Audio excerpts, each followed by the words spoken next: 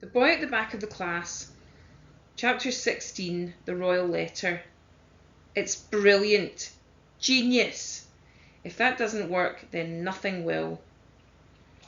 Tom, Michael and Josie all looked pretty impressed when I explained the greatest idea in the world to them on the bus to school the next day.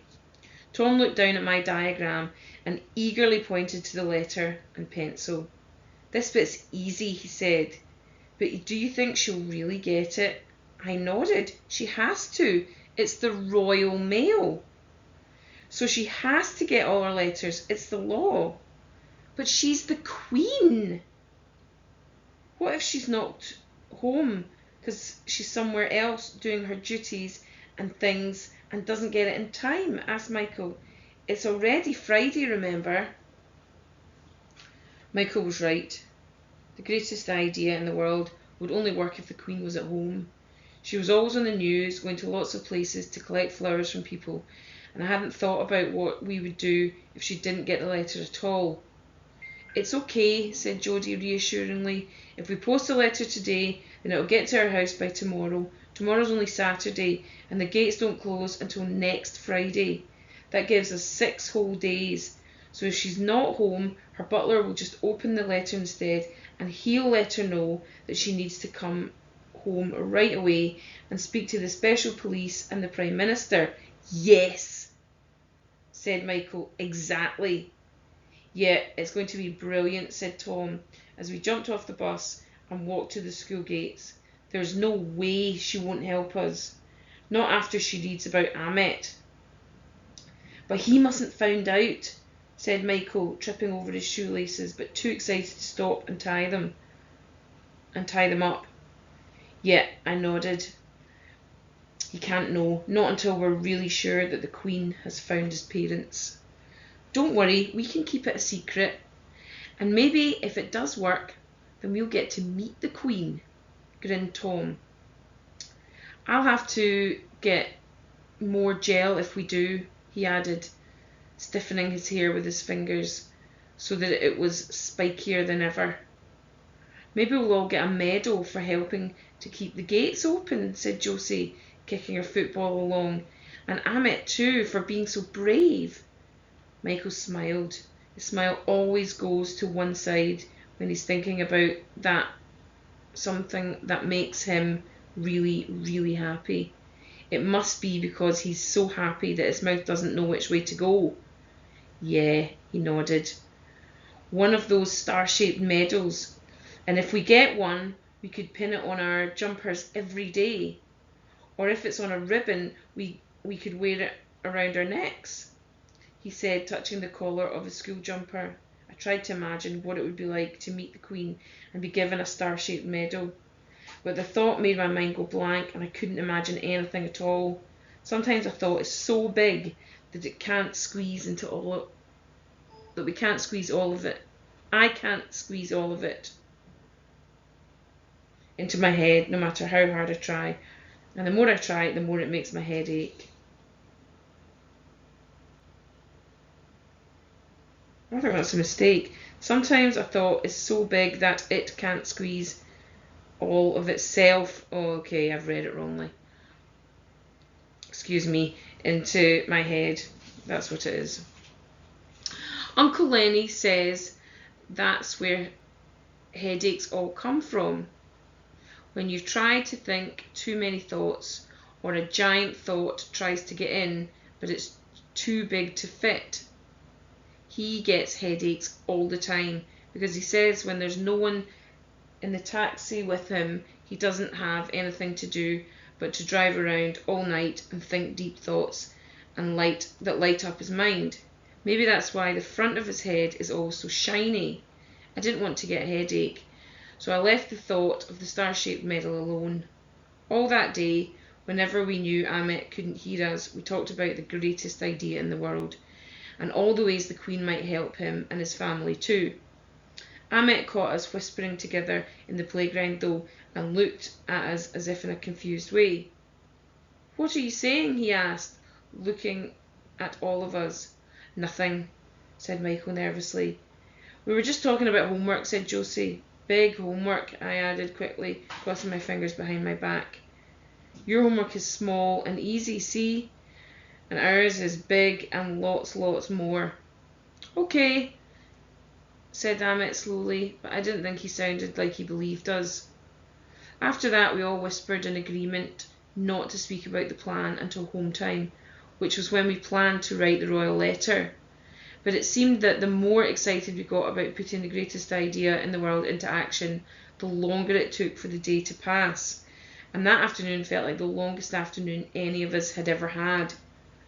I kept looking up at the classroom clock to see if its hands had moved, and I could see Tom and Michael and Josie doing the same thing. Then, finally, just as we were about to give up hope of them ever reaching 3:15, the school bell rang for home time, and Mrs. Cann said, "Right, everyone, off you go. See you all on Monday." We all hurriedly waved goodbye to Amit, and instead of going with him to meet his foster mum, like we usually did, we ran to the bus stop just as fast as we could. There's a wall behind the bus stop, just long enough to fit 5 people. After we all sat down, Josie gave me a piece of yellow paper she had taken from her class tray, which was brand new, and Tom gave me his very best handwriting pen to use, and Michael gave me his workbook to lean on.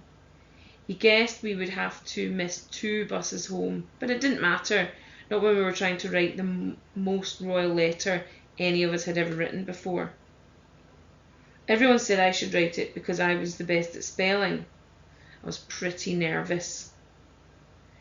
But Tom and Josie and Michael all helped me choose what to say, so in the end it wasn't as hard as I thought it was going to be. This is what the royal letter looked like. Your Royal Majesty of the United Queendom of England.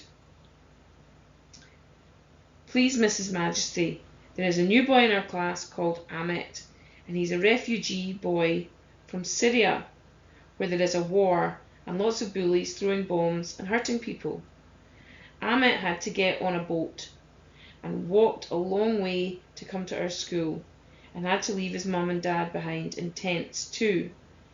Amit needs to find them before the government closes all the gates. We thought because you own the country and the police and the Prime Minister has to listen to you, that you could please ask your special police and the Prime Minister to keep all the gates open and help Amit find his family. We know the gates will close on Friday, so this is an emergency. You can find us at Nelson Primary School, and Mrs. Cann is our teacher, and Miss Hemsey is Amit's special teacher.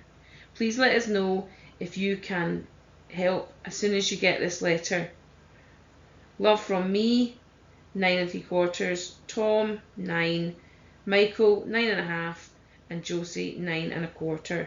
When we had finished, Michael held it up to the light and gave it a nod.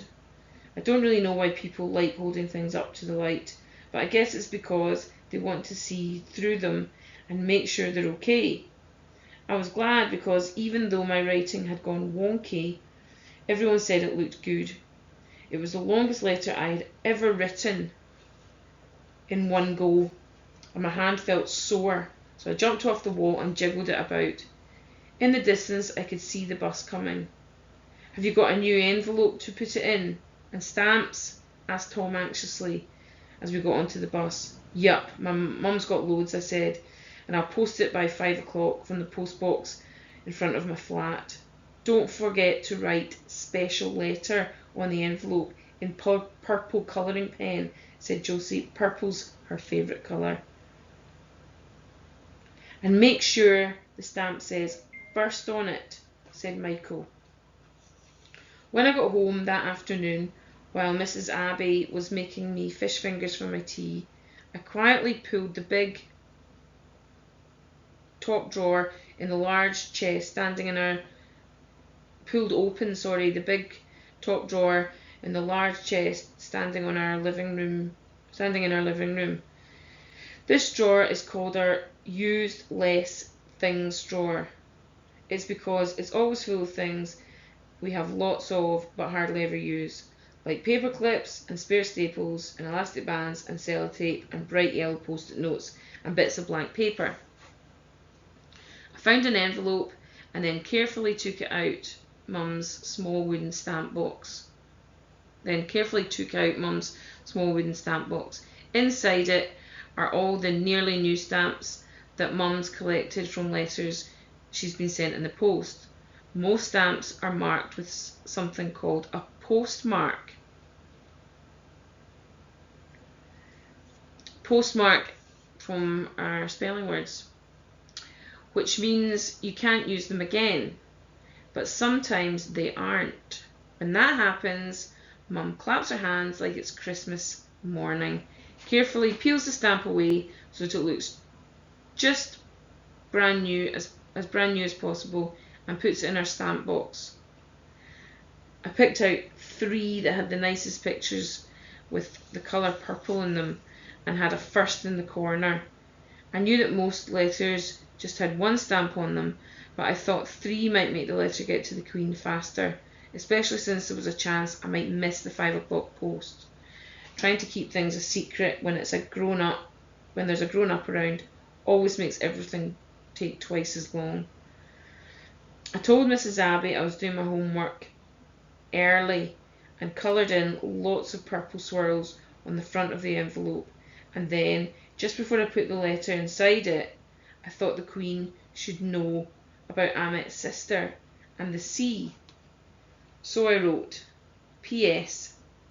Amit had a little sister called Syra, but she died in the sea, so he needs to find his mum and dad even more specially. Please keep this a secret.